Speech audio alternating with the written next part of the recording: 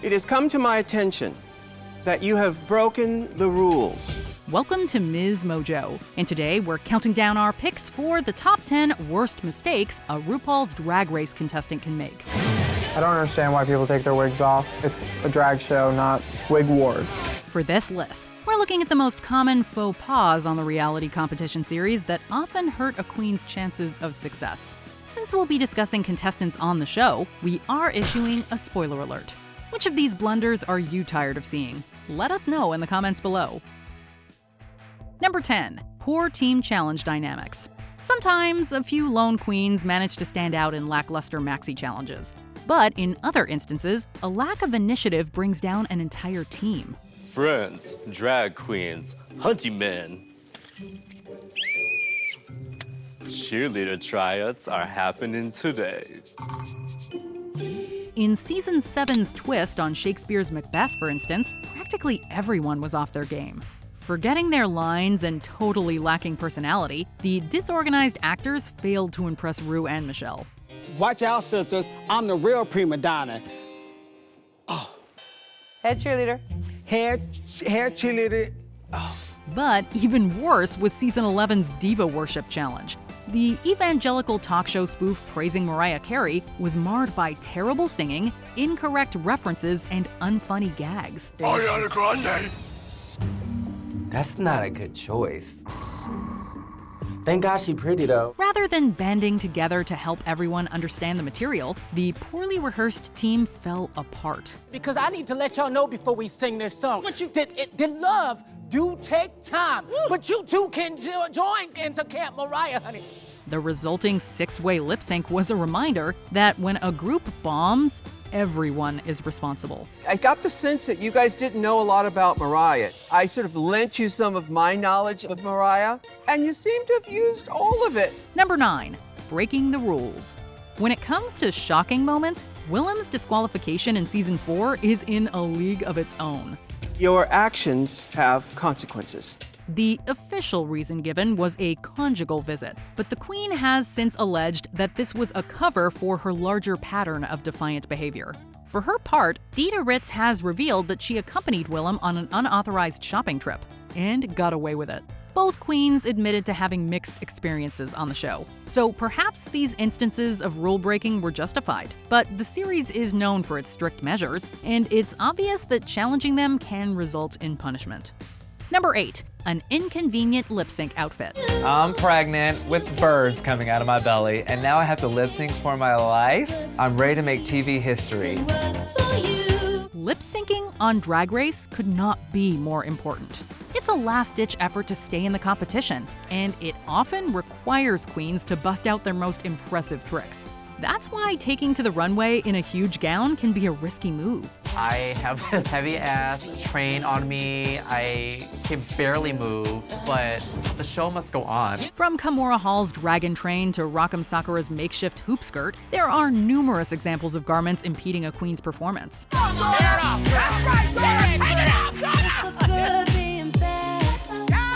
While some outfits are distractingly huge, others could simply use a tearaway to better allow for movement. Miss Kasha Davis just pulls up the slit in that skirt, and honey, she is serving these young kids. Whatever the case, preparing for the worst can prevent contestants from being caught up in a truly cringeworthy moment when it matters most. When you're famous, it can be kind of fun. It's really you, but no one ever discovers. Number 7. Drag is not a contact sport. You gotta make sure that you're always the one that's in front.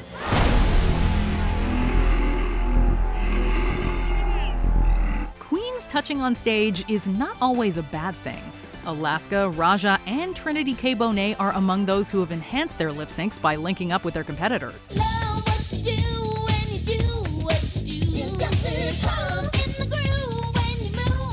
But as a rule of thumb, non-consensual contact is a huge faux pas. This became especially obvious thanks to some infamous stunts in Season 3. In her face-off against Shangela, Venus D-Light pushed and shoved her way to an untimely elimination. The lip syncing is starting to get a little violent. Shangela's lampshade has become a weapon. But Mimi I'm First apparently did not take note. After she lifted a protesting India Farah onto her shoulders in episode 4, RuPaul uttered one of the show's most memorable proverbs. Drag is not a contact sport. Getting physical runs the risk of bringing down the performance as a whole, and it almost always reflects badly on the instigator. Number 6, not knowing the words during a lip sync. America, I didn't know my words, and I have to own that. It's right there in the name. A lip sync for your life requires performers to have the lyrics down. But viewers know that queens are not always up to the challenge. Valentina, this is a lip sync for your life. We need to see your lips. Perhaps the most infamous example of this critical error occurred in season 9, when Valentina's mask disguised her forgetfulness. At first. Take that thing off of your mouth. I'd like to keep it on, please. But almost as memorably, Tammy Brown barely opened her mouth while performing Michelle Williams' We Break the Dawn. If I had the song down, it would have been better, but I didn't have the song down. And I had made the decision before I went on stage today that I was gonna not do that song if it happened to me. Memorizing the words is obviously vital. But as Tatiana demonstrated in season 2, a singer's enunciations are just as important. I'm really just trying to pull this out. Ladies, this is your last chance to impress me. Many things can tank a lip sync, but perhaps none as deeply as a lack of preparation. Number 5, self-sabotage. You belong here, and don't let your saboteur do that. A lack of confidence can spell disaster for contestants. In season 1, Chanel notoriously nominated herself to go home because she felt underappreciated by the judges. I nominate myself. Although she gave it her all in the lip sync, her willingness to quit may have played a part in her elimination. And in season 12, Widow Von Du's confidence was shaken after the queens were asked who should go home. I stayed up till 4:30 in the morning just writing stuff, and it just feels like it was all for nothing. You're digging yourself into a hole right now, and you don't have to do that. Before she was sent packing the following week, Ru encouraged her to go easy on herself. Drag Race is notoriously hard, and it's easy to understand why many queens get discouraged. But if the show has taught us anything, it's that taking criticism too personally can impact your chances of success. This time around, I don't have the drive to really give a performance. Okay. Number 4, not listening to Ru's workroom walkthrough. Ru often checks in with each contestant in the workroom ahead of the week's Maxi Challenge. Okay. Giving that kind of very glassy RuPaul look. She's usually forthright with her opinions, but the contestants do not always take her advice to heart. Sometimes she'll question a queen's preparation for Snatch Game, as she did with Vanessa Vanjie Mateo and Detox. It's not funny talking about it, it's funny acting, I guess. You know what? Everybody says that. In other cases, Ru might doubt the direction a competitor is taking in a design challenge. Well, the judges have challenged you to be a little more, modern, contemporary. In any case, it's almost always a good idea to heed the head judge's warnings. If you can't tell that your 70s inspired look isn't really doing the Sweet 16 thing, I don't know when you're gonna know that. For one thing, she has a valuable point of view. But more importantly, she is the ultimate arbiter of who stays and who goes home. Number 3, not being funny. I find it hilarious that Michelle Visage judges a talent competition. I don't know about you, but don't you actually have to have talent to do that? Humor is a serious requirement for success on Drag Race. You simply cannot get through many of the show's signature challenges, like the stand-up comedy roasts and Snatch Game, without it. Coco and Fifi are not so much doing a comedy routine, but a live-action, off Broadway theater production of Hookers at the Point. Sometimes, though, contestants end up being mean instead of funny, like Utica in season 13 and Pheromone in season 9. And we've got Tamar Braxton in the house. Tamar Braxton, however you say it. She's Toni Braxton's less talented, more annoying sister. Other times, they simply fail to read the room and deliver jokes that do not land. But a quick wit and a willingness to be silly are critically important if you want to do well on the show. Still, we can't say we're mad at every comedy challenge failure, since these moments are often some of the series' most rewatchable. It's just as hard to swallow as Lonnie Love's comedy career.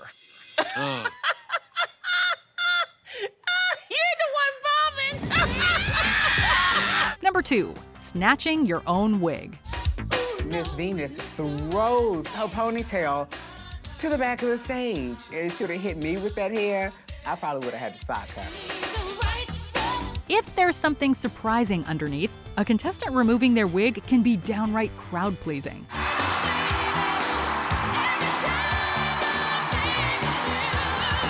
The real issue is when a queen reveals only their real, unstyled hair.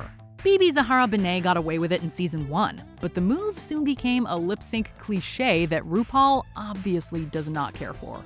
While shedding one's locks can be an attempt to display emotion, it can also suggest desperation and work against the transformative nature of drag. To be clear, a queen stripping down for no reason is unlikely to win points either. But if the judges' reactions are any indication, losing your wig is a particularly risky play.